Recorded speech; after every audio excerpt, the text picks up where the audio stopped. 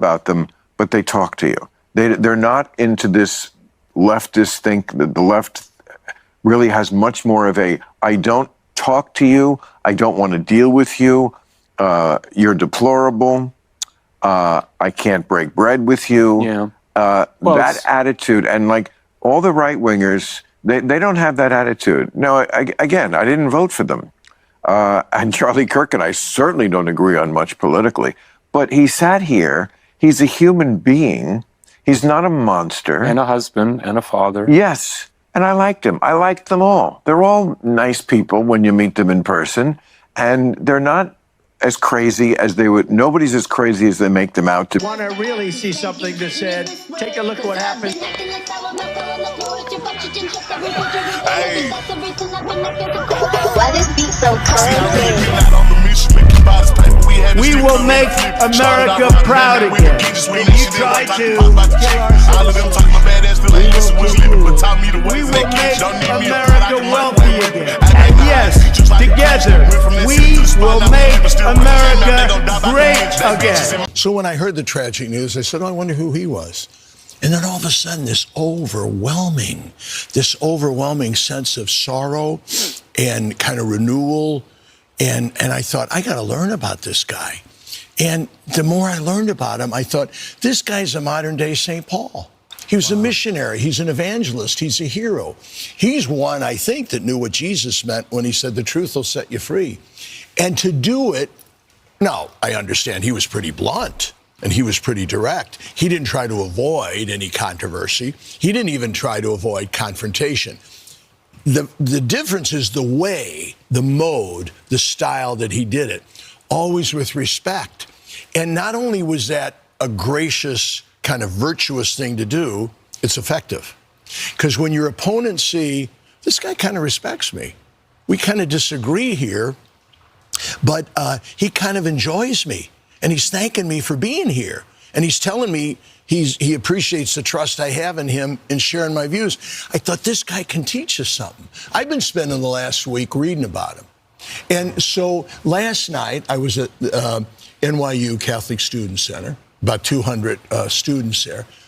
This is what they talked about. Wow. This is what they talked about. Oh boy, it says everybody stop what you're doing. And here regular folk got this said on Fox News. Everybody must hear this, they say. Let's check it out. It's great. Even in death, Charlie keeps winning debates. You know, the media, this is what's disgusting. Just look at the reaction. The media is trying to make Jimmy Kimmel into their Charlie Kirk. But as if like getting fired is the same as getting fired upon.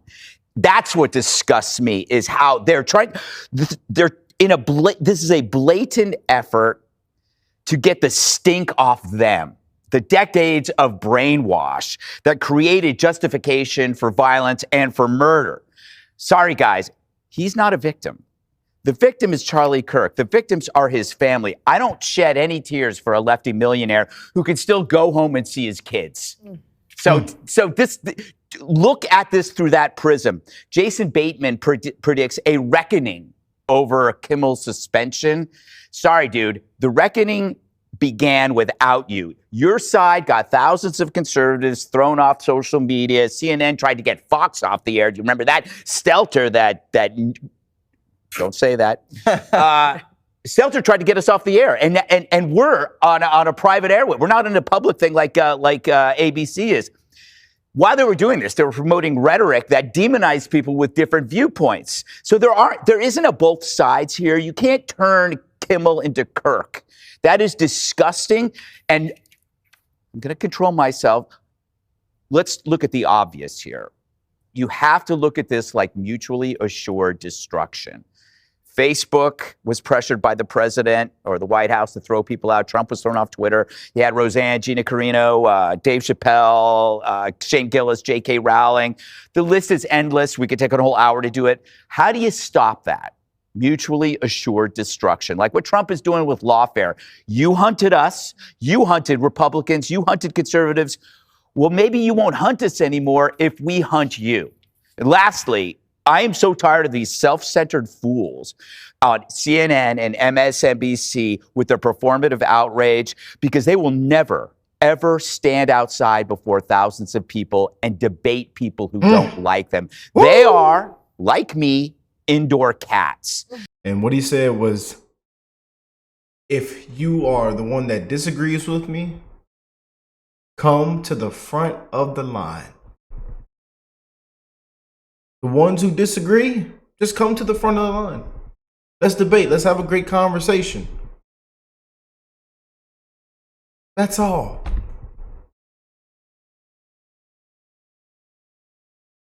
But now they took everything out of context of what he said. Again, just dragged them through the mud, spit on them, just as they do with us conservatives, just as we've seen what they do to MAGA, the president, you know, can't beat their political opponent fair and square, shams, witch hunts. Enough is enough. Enough is enough. And like I told y'all, this is the turning point in America.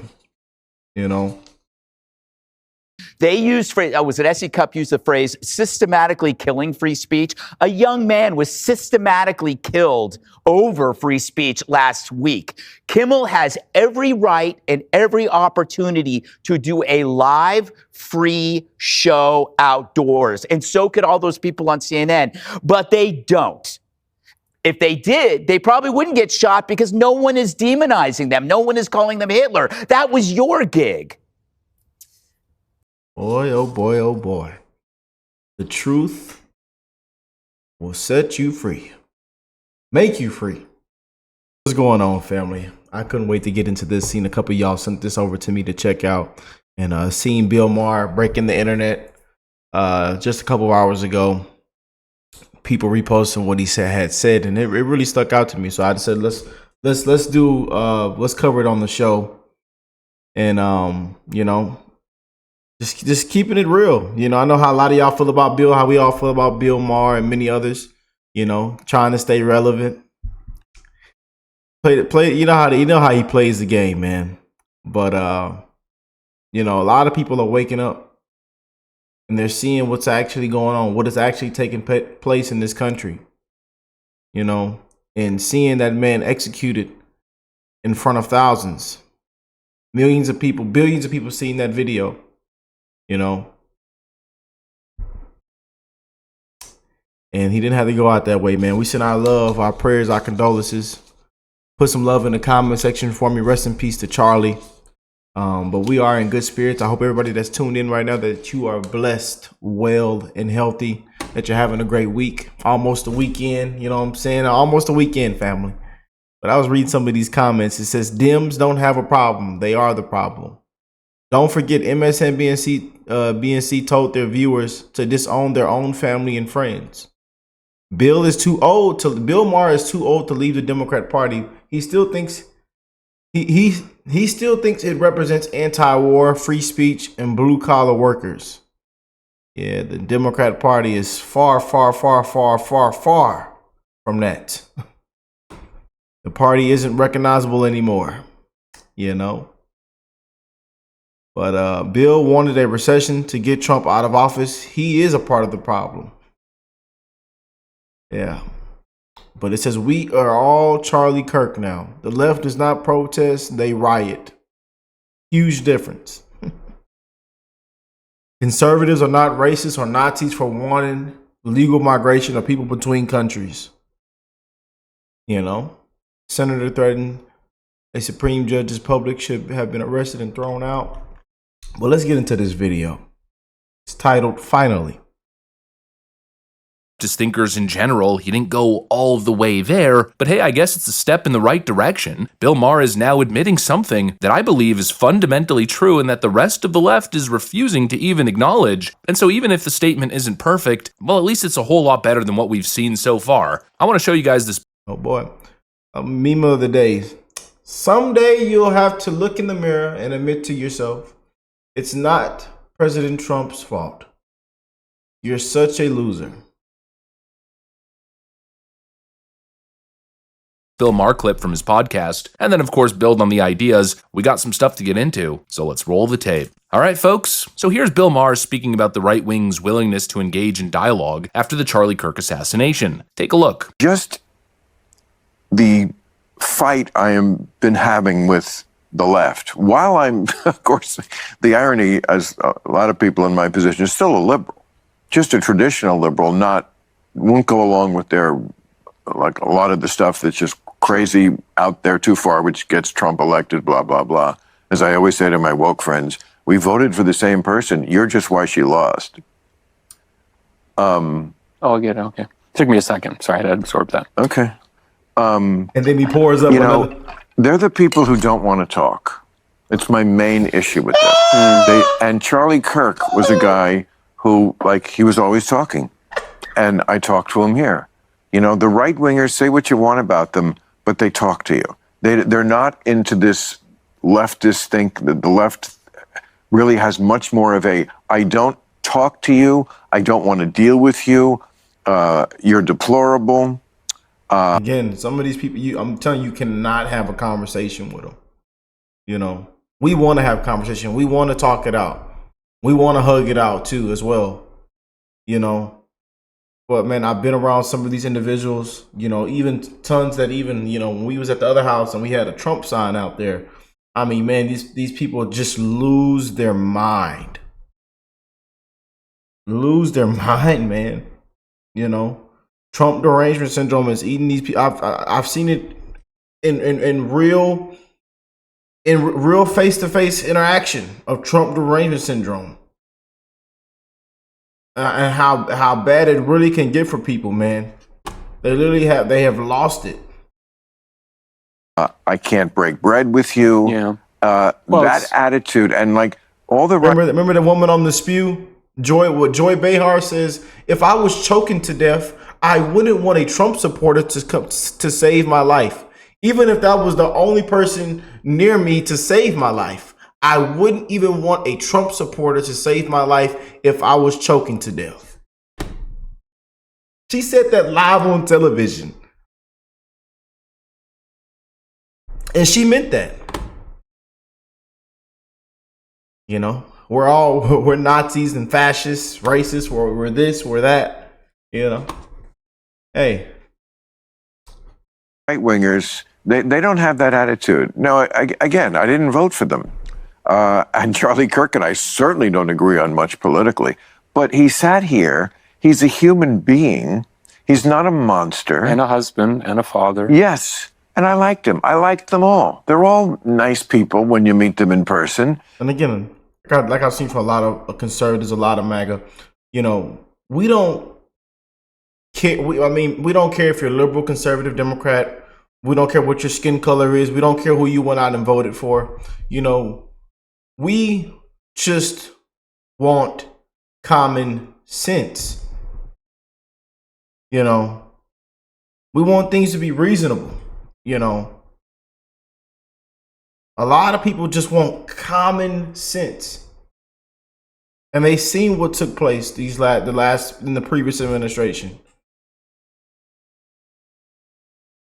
And they're not as crazy as they would. Nobody's as crazy as they make them out to be. Exactly. You know, that's it. That's the point. At least that's one of the major points. We are the side of open dialogue, and that's exactly what Charlie Kirk represented. The right believes in conversation and debate and persuasion. Meanwhile, the left, they're the side of say something I don't like and I turn into a rabid frickin' zombie. You know, these people have political rabies. They lose all control. They foam at the mouth. They become unhinged and violent over simple differences of thought. And at first, it was kind of funny, you know? SJW freak out moments, public freak out this and public freak out that. It was one of the most massive viral trends, especially during the 2016 election. And for the most part, it was fun. The term libtard was coined. It was all shits and giggles, right? Libtard. But underneath the comedy, underneath the hysteria, there's always been that underlying threat. You know, it might just be a meltdown today, but when you're engaging in this kind of emotional rhetoric, this talks of existential threat and genocide this and fascism that, well, what happens if people start to really believe that? Or what if these people, as is happening, start to lose political ground? Well, then it's a recipe for disaster. It goes from say something I don't like and I'll freak out to say something I don't like and I will kill you. And it seems as though we are headed in that direction. And the truth of the matter is we are not the same. It's not a left and right issue. This is a left-wing issue, and yet you'll see people on the left making all kinds of false equivalencies, desperately trying to distract from the obvious truth. They claim that actually, political violence exists on both sides. In fact, right-wing violence is more prevalent. But that is a total lie. And that premise is based off a one-year anomaly in 2022 where 2 supposed right-wing acts of terror happened. That data is from a report from the ADL, which of course is already biased. But even the ADL admitted that that year was an anomaly. It was unusual.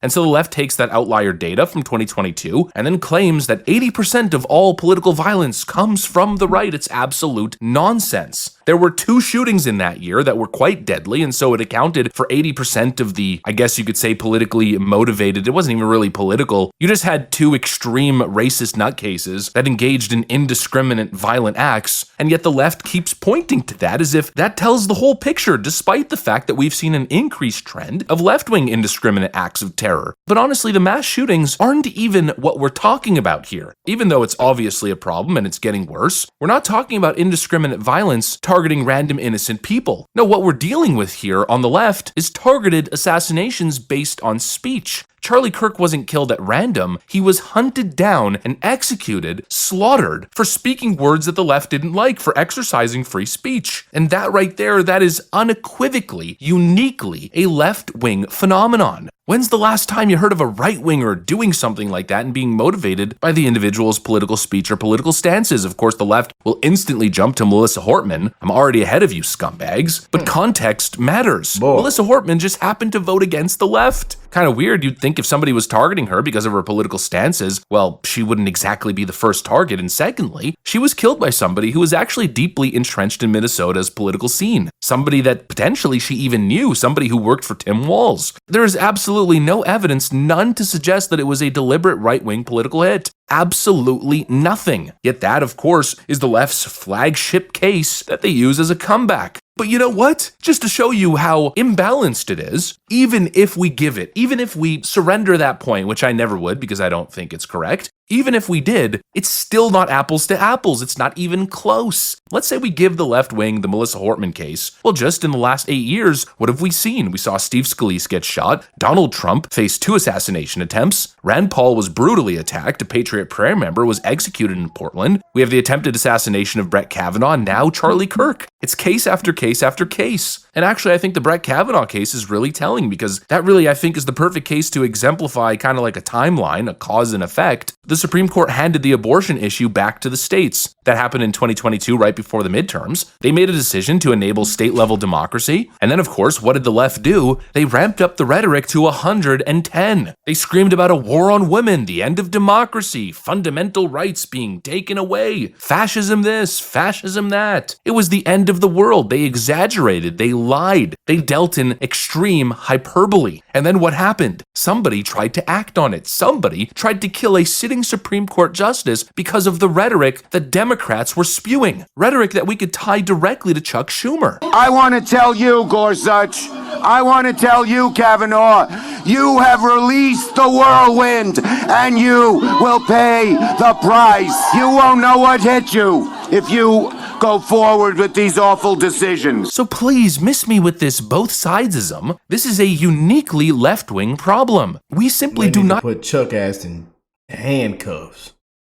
Engage in that kind of political hyperbole. I mean, even when Joe Biden and the Democrats were cracking down on free speech rights, even when actual rights were under threat, we never engaged in that kind of rhetoric, ever. The closest the left has is actually a clip from Charlie Kirk, where he suggested that Joe Biden should either be in prison or face the death penalty. Joe Biden is a bumbling, dementia-filled Alzheimer's, corrupt tyrant who should honestly be put in prison and or given the death penalty for his crimes against America. And the left is claiming that, oh, Charlie Kirk called for Joe Biden to be assassinated. Not at all. He was suggesting a legal process. Now, it was a little extreme, I'll give you that. But again, it actually highlights the difference. They believe that you should be murdered in the streets, killed like a dog, for nothing, for no reason, for engaging in regular speech. Meanwhile, the president of the United States, who had started a ministry of truth, who sent the DOJ and FBI to target concerned parents at school boards as terrorists. The same administration that weaponized federal agencies to not only put their thumb on the scale to affect the 2020 election and censor a story that was bad for the Bidens, but also weaponized the DOJ to indict their political opponents and end democracy as we freaking know it. Then we could get into COVID, the crackdown on free speech, yada yada. I mean, tons of actual violations of democracy and people's fundamental rights. And the call was that this man should face legal punishment. It's not the same thing. And it should be obvious to everyone. I mean, look at what the left wing is doing right now. Look at how the left is celebrating Charlie Kirk's death. They're cheering. They're making memes. They're selling t-shirts and pins. They're vandalizing his memorials and murals. And immediately after it happened, they posted, quote, Trump next. They're now calling for violence on Candace Owens and Charlie Kirk's family. They're calling for more violence and glorifying violence. You do not see that on the right. And then again, let's get ahead of these scumbag leftists who will hit us with another false equivalency. Well, look at the Paul Pelosi attack. Donald Trump Jr. posted a meme photo of underpants and a hammer. How is that the same thing? The overwhelming response from conservatives was hoping for Paul Pelosi's recovery. Nobody celebrated it. And again, in that case, the only people who were being despicable was again the left that tried to claim that the attacker was a MAGA conservative when he clearly wasn't. He was a mentally ill, drugged up lunatic on the streets of San Francisco with left-wing beliefs. They lie and lie and lie and lie. It's endless. And the truth is, again, they're the ones who have created a culture of violence. They're the ones who have normalized violent rhetoric against conservatives. They're the ones who cannot accept difference of opinions. And that's what Bill Maher identified. He said it himself, the left won't even talk to you. They demonize their opponents. They strip them of their humanity. And once you have been dehumanized, well, what do you think happens next? It's violence. They don't believe in free speech. They don't believe in debate. And more of them are openly believing that their political opponents deserve to be silenced, ruined, or murdered for simply disagreeing. And so, I commend Bill Maher for identifying that, but you did not go far enough. We need more left-wingers identifying the clear threat of domestic terrorism happening on the left. It's becoming increasingly hard to deny. You can shove your head in the sand all you want, but just go on Blue Sky, go on TikTok, go on Reddit. It's as clear as frickin' day, and it's high time you left-wing talking heads start telling the truth. Because right now it might be politically expedient for you to shove it under the rug, but in the end, these people will come for you. Their thirst for power is insatiable, and one day you'll be in their way, and I think you'll regret not having acted sooner. I'll tell you, man, this is the turning point, man.